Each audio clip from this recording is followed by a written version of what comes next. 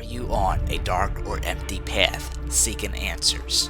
Watch this video exposing the dark lies, deceiving many to the truth. The Hebrew letter, part 5. This is part 5, even though we are on the 7th letter, because 2 previous teachings we did 2 letters together. So we're on part 5 in the letter Zayin. This is the picture chart that we've been showing during every teaching. It gives you the pictograph Hebrew. That's the very first alphabet right there. Then you have what was called the middle script. This is what Messiah would have seen. And that's what it looks like right there. And of course, you see all the letters and you see what their number is there. And you can see what each one means. The next one, this is the block script, or the modern script, or the post-Babylonian script. This is what they saw after their captivity from Babylon. This is what they actually saw. And this is what they see in today. What we see today is the modern, this is why they call it the modern Hebrew. Messiah would have seen that there. He would have wrote and read script like that. Zayin. It's a weapon. The 7th letter of the Hebrew alphabet is called Zayin. In an ancient way, if this letter was drawn, agrees with the meaning of the name of the letter. Zayin in the ancient Hebrew means a weapon. The picture of a weapon can be seen in the ancient symbols used in the character, for this character, and you can see them there on the bottom.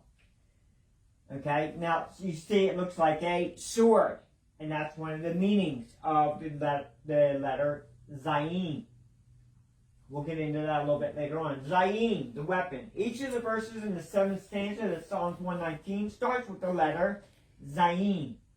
The letter Zayin means a weapon, and these 8 verses tell us that Yahweh has given us the powerful weapons of His name and His words. Verse 55.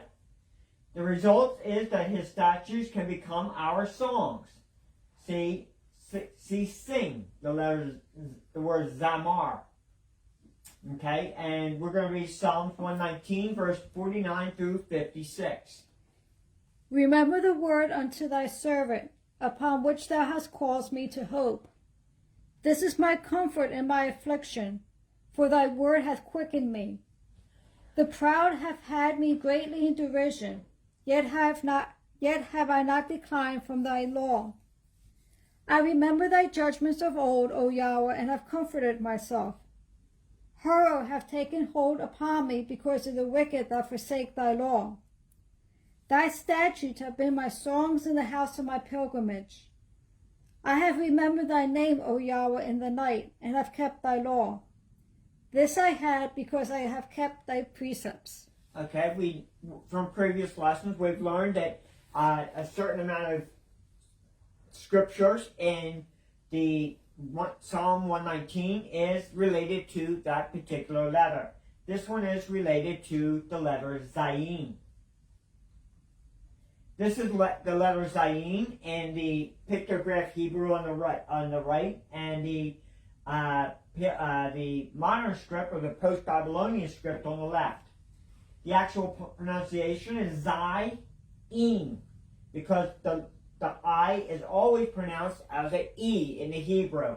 The meaning of Zayin: it's a sword or a plow. That's the 2 pictures that are there.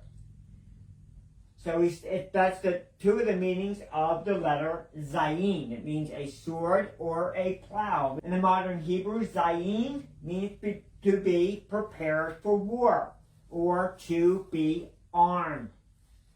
So we see why it is related to the letter, the picture of the sword. Kind of like the men in the army there. They're preparing for war. They're armed and ready for war. Ephesians chapter 6, verses 11 through 13. Now, before we read this, we're going to see the correlation between the sword and being ready for battle, like that there and that there, as compared to us. It is directly correlated to us. Ephesians 6, verses 11 through 13. Put on the whole armor of Elohim, that ye may be able to stand against the wiles of the devil. For we wrestle not against flesh and blood, but against principalities, against powers, against rulers of the darkness of this world, against spiritual wickednesses in high places.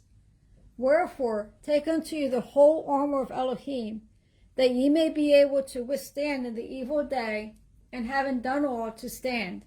So we see here that we don't wrestle against flesh and blood, even though it might seem like at times when you're having an argument or disagreement with your wife or someone else, that we're wrestling against them. Actually, it's not against them. It says that we wrestle not against flesh and blood, but against principalities and powers and against rulers of darkness of this world, against spiritual wickedness in high places. You see, them high places could be in our mind. Sometimes we wrestle against our flesh, but we're actually wrestling against spiritual wickedness in our mind. It says to take on the whole armor of Elohim, that ye may be able to stand and within that evil day, and having done all to stand. Now, how many people do you know that would go out if they're in an army, and they would go out on the battlefield without their rifle? Of course, they don't use swords now. That would be kind of silly, but back in the scripture times, they used swords. You know, that David, when he went up against Goliath, he made sure he had everything he needed. When the men of Israel always went to war, they always made sure they had their sword. They didn't have guns back then. They used a sword, which is what we need to use. And what is that sword? And that's the sword is the word of Yahweh. 2 Corinthians chapter 10, verses 4 and 5. For the weapons of our warfare are not carnal, but mighty through Elohim to the pulling down of strongholds, casting down imaginations and every high thing that exalted itself against the knowledge of Elohim, and bringing into captivity every thought to the obedience of Yahweh Mashiach. Do you see the correlation between the last scripture and this scripture? It said we wrestle not against flesh and blood, but against principalities and powers and the rulers of darkness of this world, against spiritual wickedness in high places. And I was saying how that could be in our mind. A lot of people battle things in their minds. They battle depression, oppression, suicidal thoughts, and other thoughts. And that's not flesh and blood that they're fighting against. It's against things in their minds. And this here, it says the same thing. Our weapons of our warfare are not cardinal. Our weapons of our warfare aren't physical. We don't fight with swords. We have a spiritual battle sometimes. We have to pull down strongholds. There's a lot of strongholds in this world that could pull us down. And I just named a few, and there's many more. And that we have to take into captivity every thought to the obedience of Yahweh. Every thought that we have needs to come into the obedience of Yahweh. And how do we do that? Through His Word.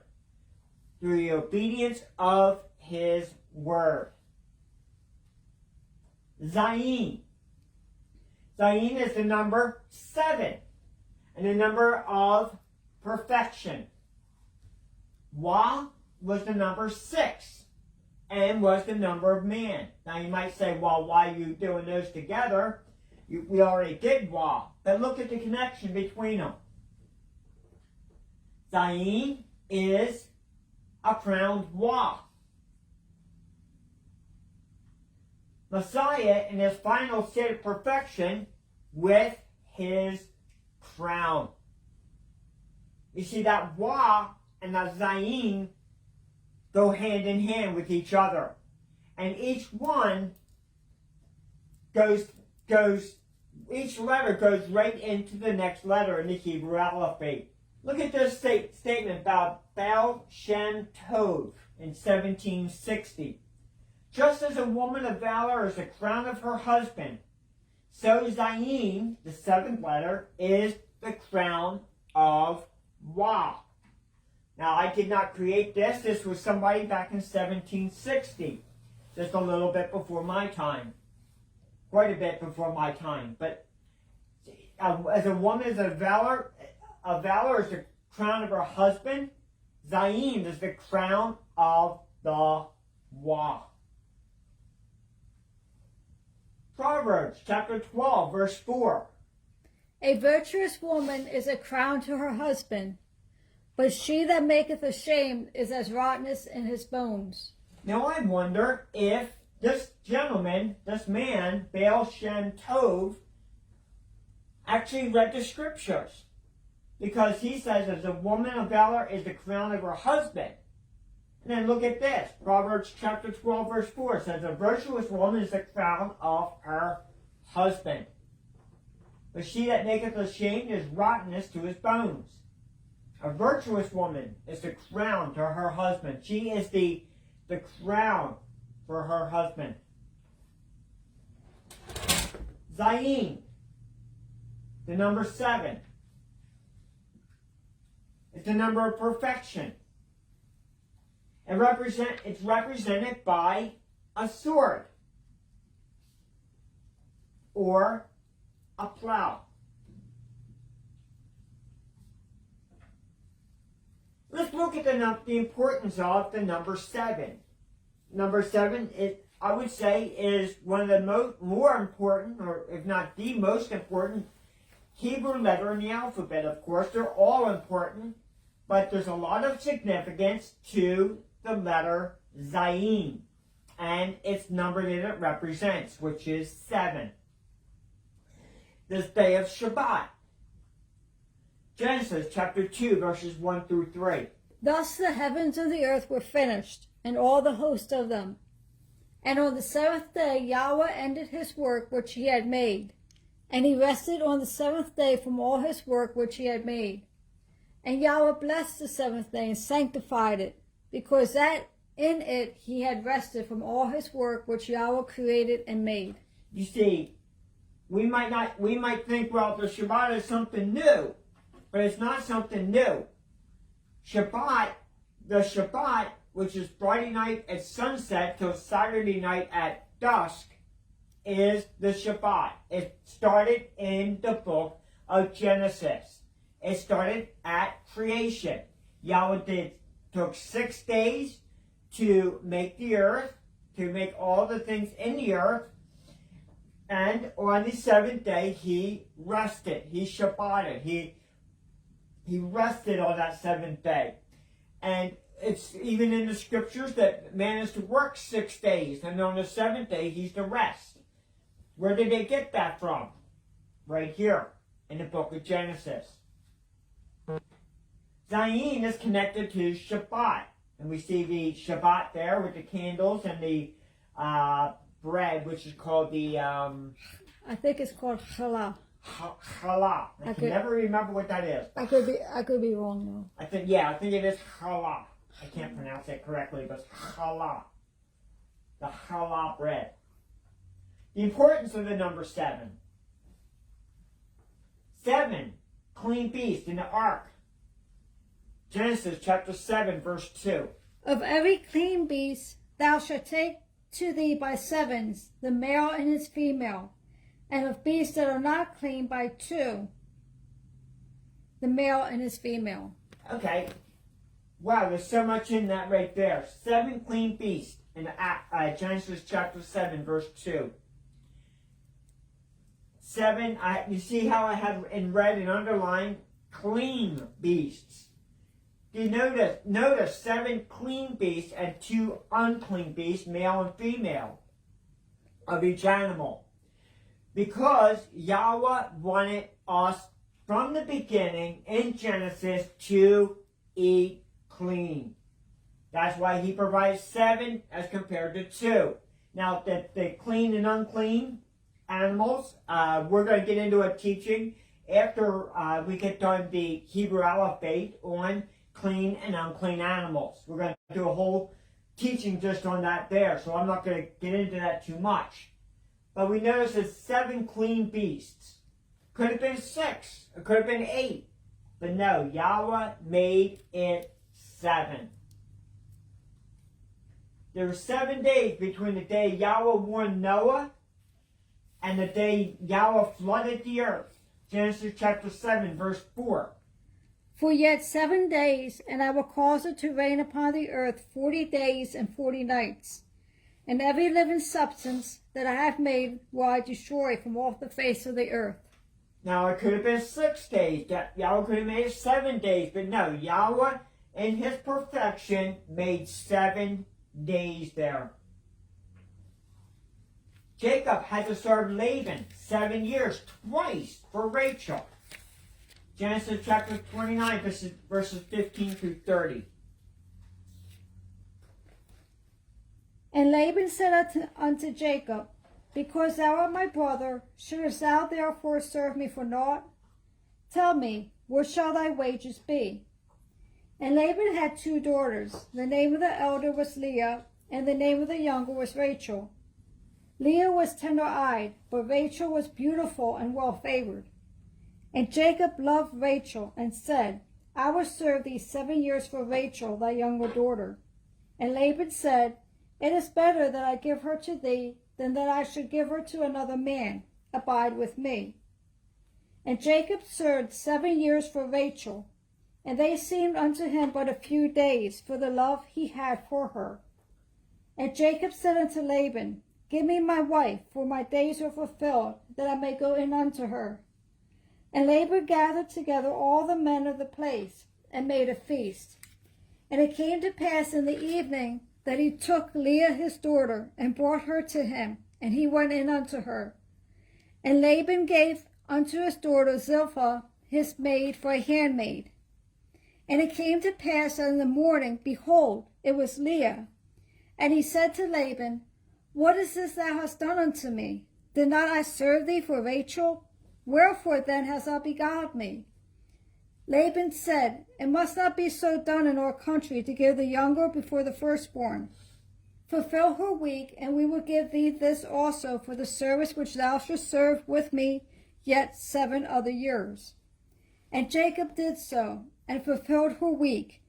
And he gave him Rachel his daughter to wife also. And Laban gave to Rachel his daughter Bilhah his handmaid to be her maid. And he went in also unto Rachel, and he loved also Rachel more than Leah, and served with them yet 7 other years. Now there is some controversy over the scripture where it says he served Laban for a week. For the second time around, it says a week. Now, some people think that was a week, like 7 days. Some people say that a week as in 7 years. That's debatable. But Jacob did have to serve Laban 7 years twice. Pharaoh's dreams consisted of 7s. No, we're not going to read all that. That's what Genesis 41. We don't want to read that whole chapter. We don't got all night. But Pharaoh's, if you can go back and read that at a later date, that Pharaoh's dreams in Genesis chapter 41 all consisted of 7s. There's even more. 7 days of unleavened bread was to be eaten. Exodus chapter 13, verse 7.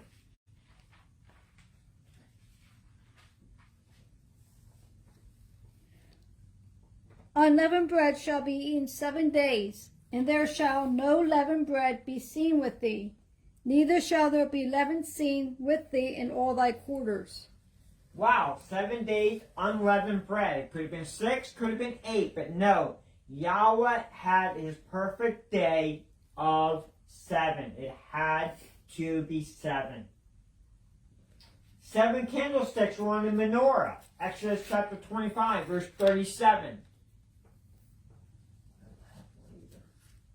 And thou shalt make thee 7 lamps thereof, and they shall give And they shall light the lamps thereof, that they may give light over against it. I wish I had included a picture in here of the menorah. It has 3 on the left side, and 3 on the right side, and it has the middle one, which there's a special name for the middle one. But there's a total of 7 candlesticks on a menorah. 7 things Yahweh hates in Proverbs chapter 6, verse 16.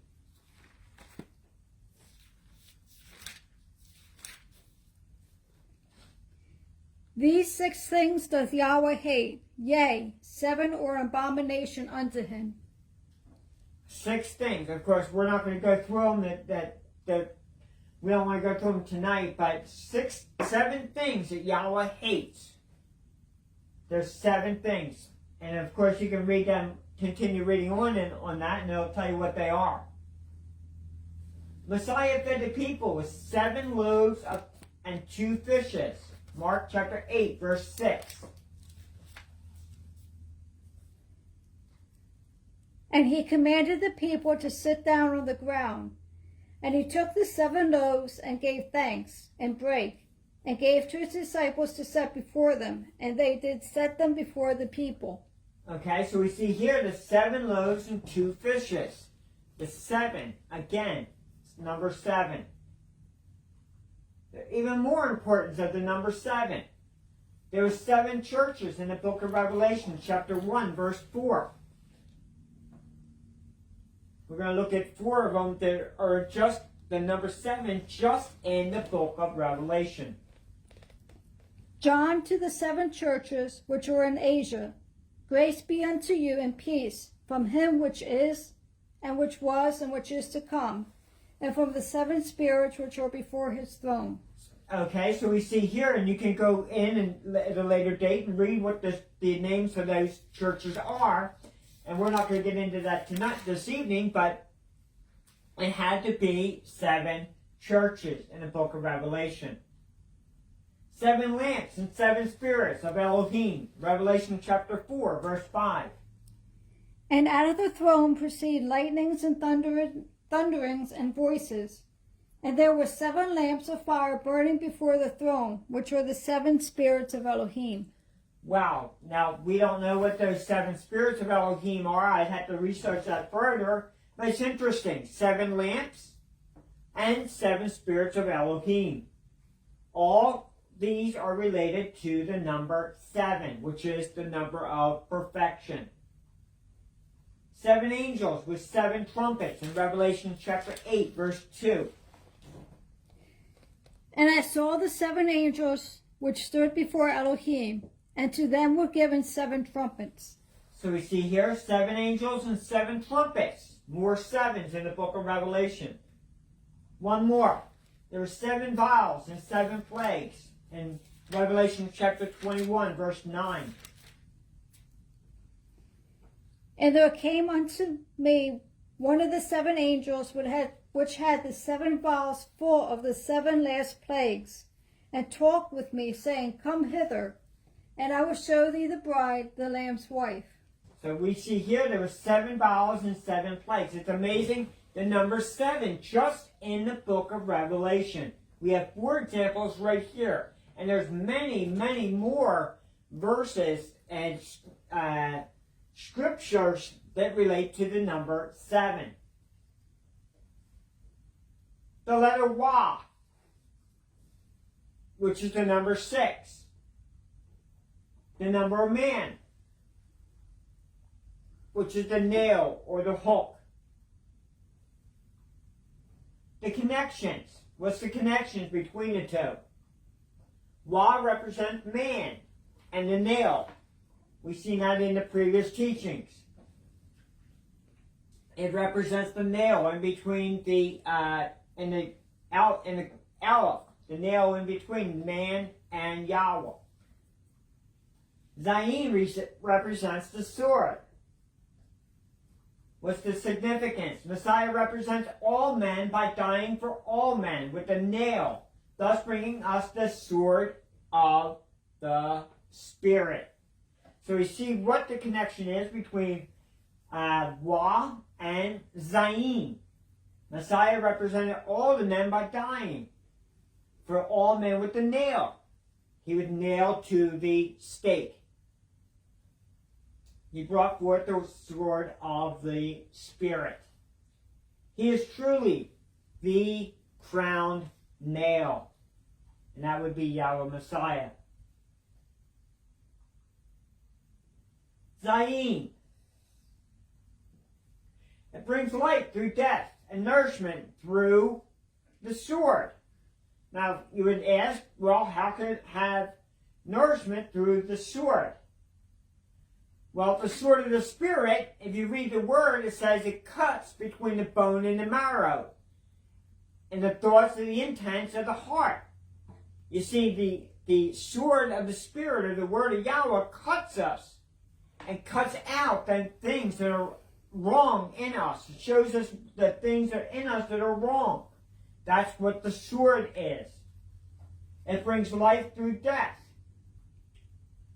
It brings up the ground for the purpose of bringing forth seed. That would represent the plow that we've seen earlier.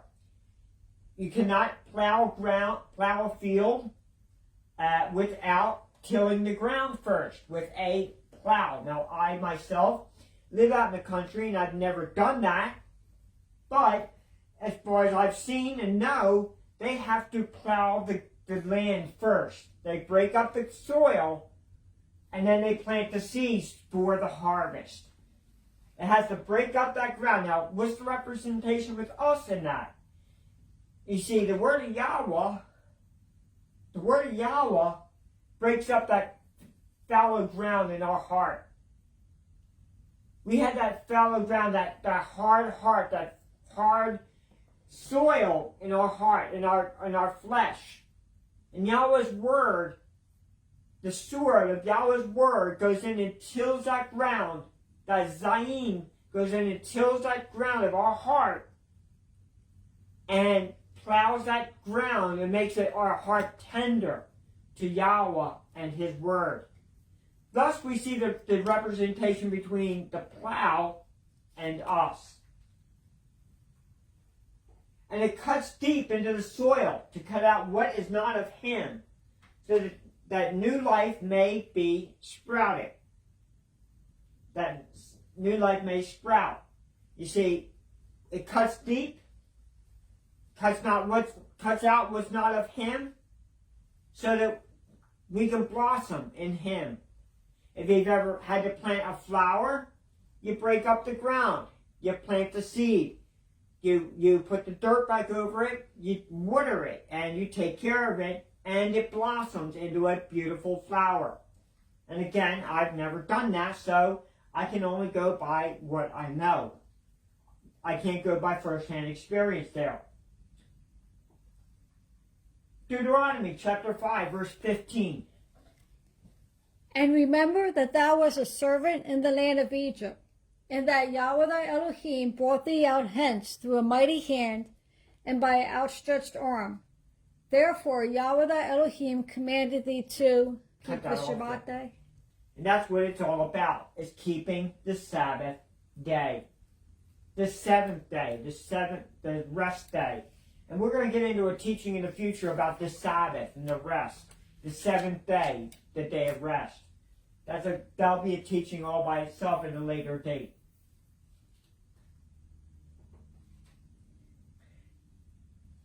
Okay, what's it say in Matthew chapter 10, verse 34? Think not that I am come to send peace on earth. I came not to send peace, but a sword. He did not come, Yahweh Messiah said this himself. He did not come to send peace on earth, but a sword. And you can go on and continue reading on after that. It tells you what sword that is. But he brought the Zayin, which is what that word would be at the end there. Sword, Zayin. Matthew 10:34.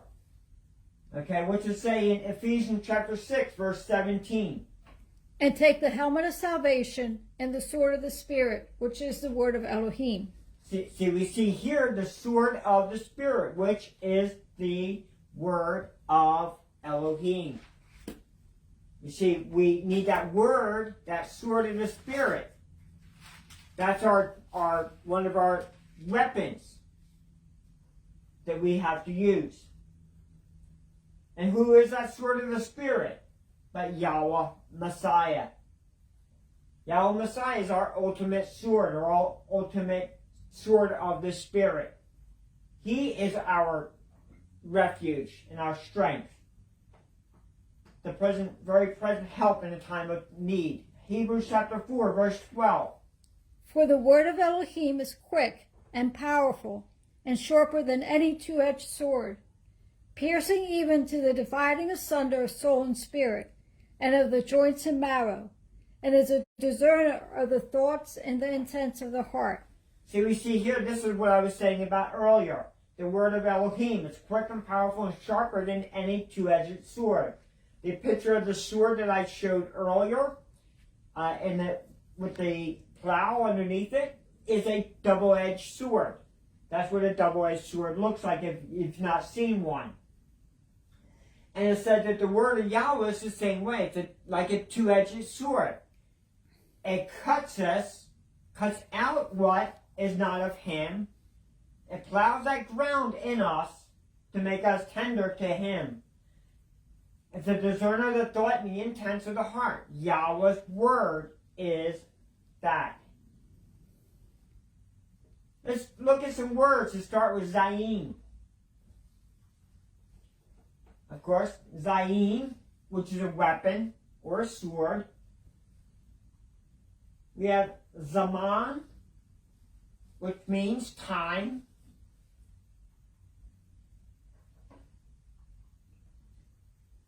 Zachar, the CH in Hebrew is pronounced like a ha sound.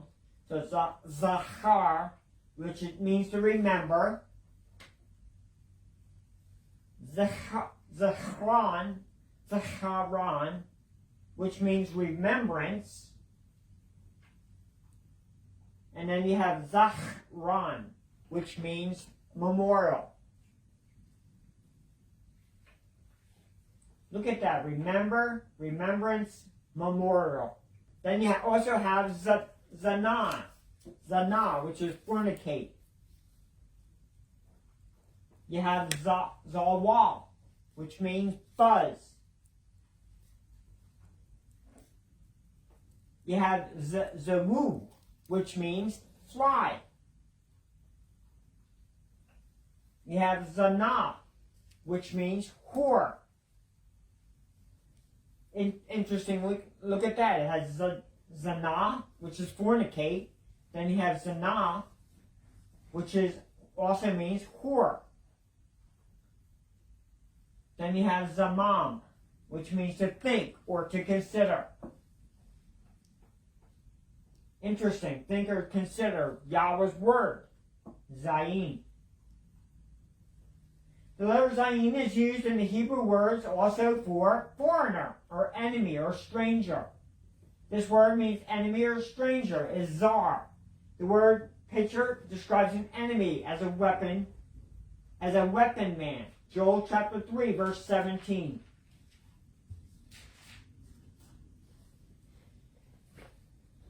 So shall you know that I am Yahweh your Elohim, dwelling in Zion, my holy mountain.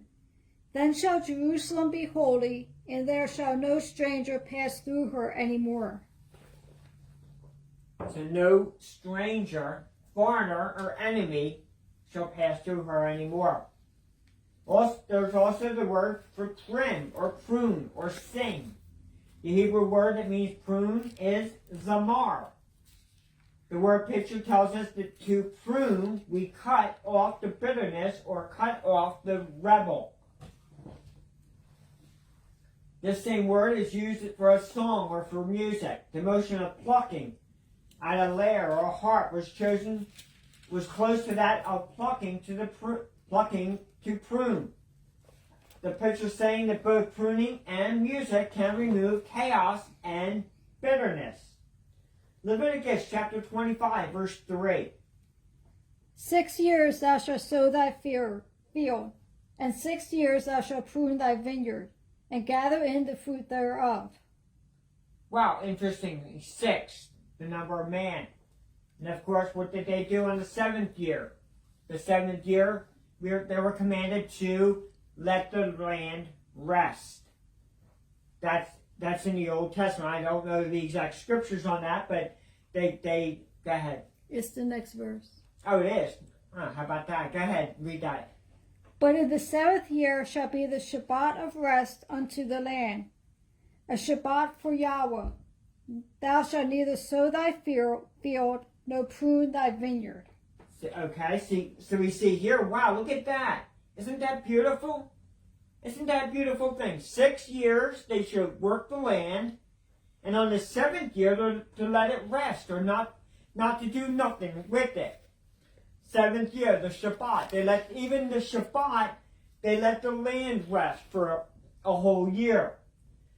Okay, Psalm chapter 9, verse 11. Sing praises to Yahweh, which dwelleth in Zion. Declare among the people his doings. So we see here how the word zamar is also for trim, or to prune, or to sing in the scriptures. The word sing there is zamar. 2 more. To enlighten, or to be careful, or to warn. The Hebrew word, which means to be taught or to be enlightened in the sense of being careful, is nizhar. This word picture tells us to be careful because I am enlightened. It's the action when the enemy is revealed. When we don't see the enemy is when we are the greatest of danger. Psalm chapter 19, verse 11. Moreover, by them is thy servant warned, and in keeping of them there is great reward. Okay, so moreover, is thy servant warned. You see, in the Old Testament, when they saw their enemy coming, they blew a shofar, which we have one right here. This is a smaller shofar.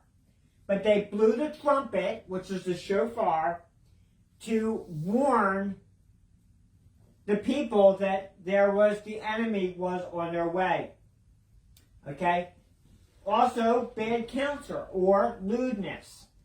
The Hebrew word for bad counsel is zimah. The word picture tells us that the bad counsel or lewdness is the weapon of chaos. It's used and it will backfire. Isaiah 32 verse 7.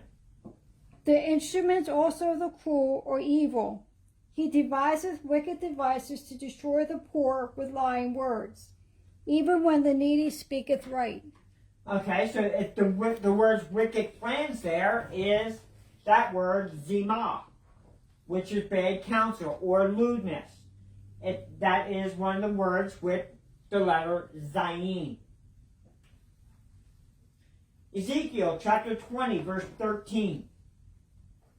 But the house of Israel rebelled against me in the wilderness.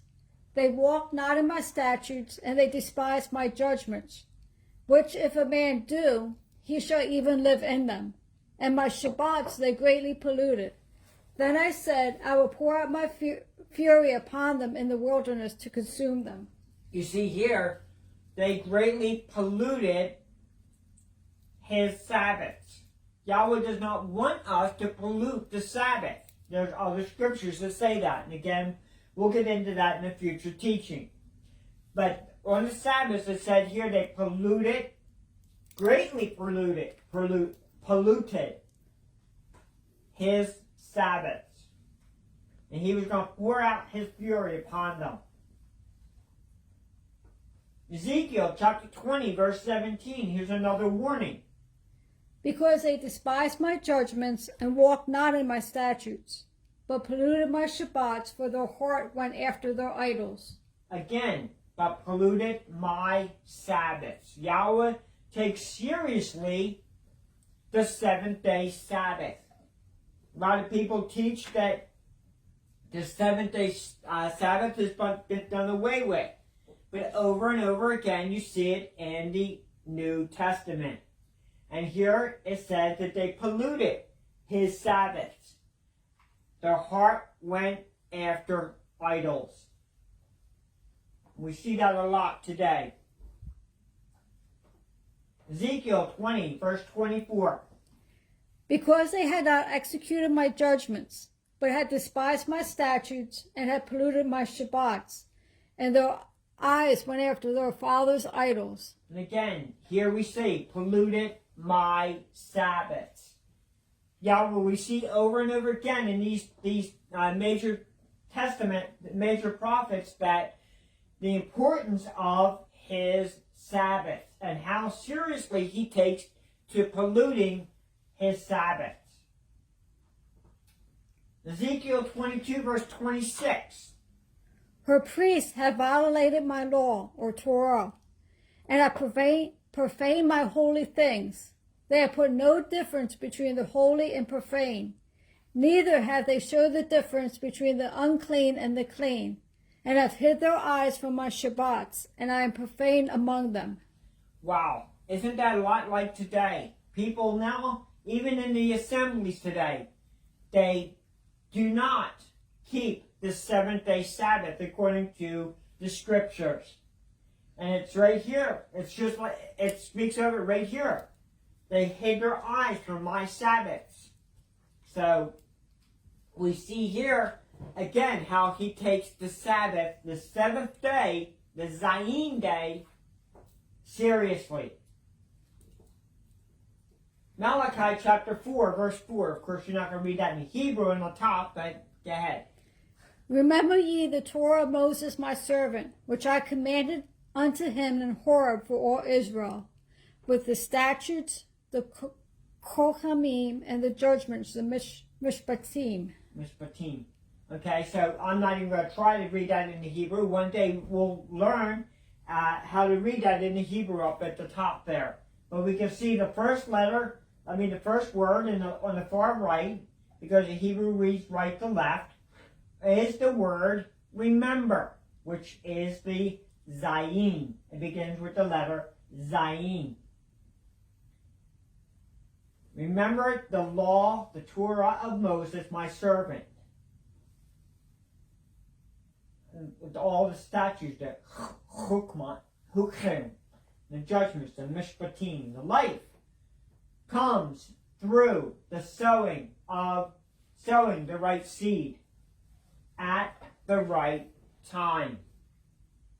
You see, Yahweh knows when that seed needs to be planted in us. He knows when we're going to be fruitful and blossom in Yahweh. Life, if you plant a seed, Yahweh blesses that seed to sow at the right time. Matthew 13, verses 3 through 8, which is the parable of the sower. And he spake many things unto them in parables, saying, Behold, a sower went forth to sow. And when he sowed, some seeds fell by the wayside, and the fowls came and devoured them up.